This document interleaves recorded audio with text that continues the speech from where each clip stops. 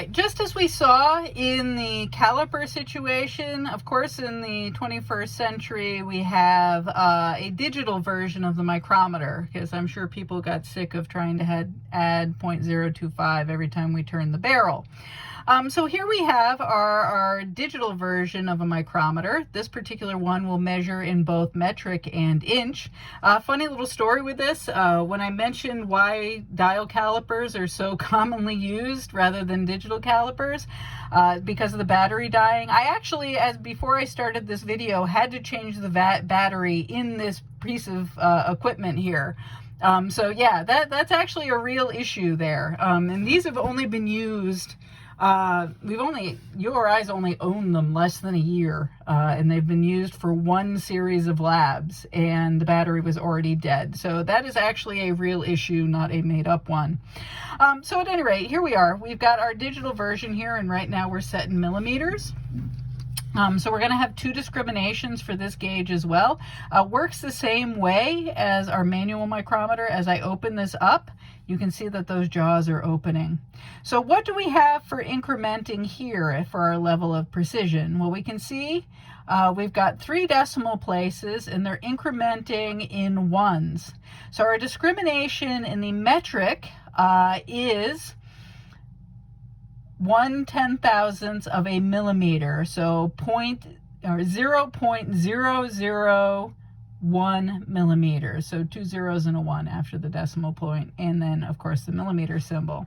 This gauge also of course will work in inch, so let's change this over to inch. So here we are. I'm going to close it back up again. Something that I haven't mentioned so far, you always need to zero your gauges when you start measuring. So we can see here I've got this closed down, and you want to make sure you've got it closed correctly. And you can see we're not actually zeroed here. There's a button here to zero this. We're going to do that. On the manual gauges, there's a little knob that will zero that out for you. There we go.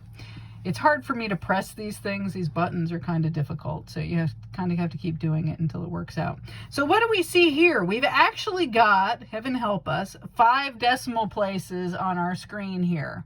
So we have, again, like we saw when we went from the manual to the digital calipers, here we go from the manual micrometer to the digital micrometer. We're actually getting an extra level of precision. But again, as we turn this, you can see that last decimal place is only incrementing between a 0 and a 5. So let's open this up again and measure our nickel for, I don't know, the 10th time today, and see what we get here, and start thinking about what our discrimination is going to be. So we've got 5 decimal places. So what is that 5th decimal place called? So first one, we've got tenths, hundreds, thousandths, 10,000ths. The 5th decimal place is actually called 100,000ths. In machining, you get this sort of shorthand, and I'll talk about this in recitation a bit, and in lecture. Those 4th, 5th, and 6th decimal places, machinists tend to abbreviate this, and I worked in a machine shop for 20 years, so I have to be really careful when I'm talking. Sometimes I will slip up with this, but typically, so the 3rd decimal place is thousandths, and you almost always hear people call that thou, and they'll call it just the number of thou. So, you know, right now there, that's 2 thou. The next spot, people tend to refer to as tenths. And I know you're saying, well, the 1st decimal place is actually the 10th place, which is very true. This is 10,000ths, that 4th decimal place, but saying 4/10,000ths of an inch is really awkward, and almost never do you have something that only has a precision that's in the 1st decimal place. So the machinist shorthand is to call that 4th decimal place tenths. I know, it's confusing. It's going to get weirder. So the 5th decimal place is actually 100,000ths. The 6th decimal place would be millions. And what people tend to do, machinists tend to do, is call the 5th and 6th decimal places all millions. So the 5 that you see here, that would be 50 millions, because there's an implied 0 there. Again, so that's weird. So 500 thousandths is actually your discrimination because we're incrementing in fives in that fifth decimal place. So 0.00005 inches, 500 thousandths. You can call that 50 millionths as well. Either of them is correct. All right, so if we open this up here, and let's measure our nickel again. And we should get something similar to what we've been getting all along. Again, you could hold this the way that I showed you before, but this is a much bigger gauge, so it's hard to hold that with your pinky, but I'm going to do it here.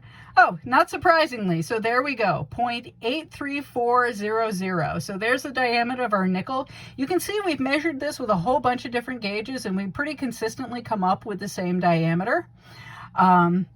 Again, let's see if this has got any out of round to it. We'll rotate it a little bit. There we go, 0.83350. So we're seeing the same kind of numbers no matter what gauge that we're using here. You'd want to pick your gauge based off of the level of precision you need, how many decimal places that you actually need for that part that you're manufacturing. All right, so there is our friend, the digital micrometer. So much easier to read than the manual micrometer, but again, hard to hold, and the battery dies all the time. Okay.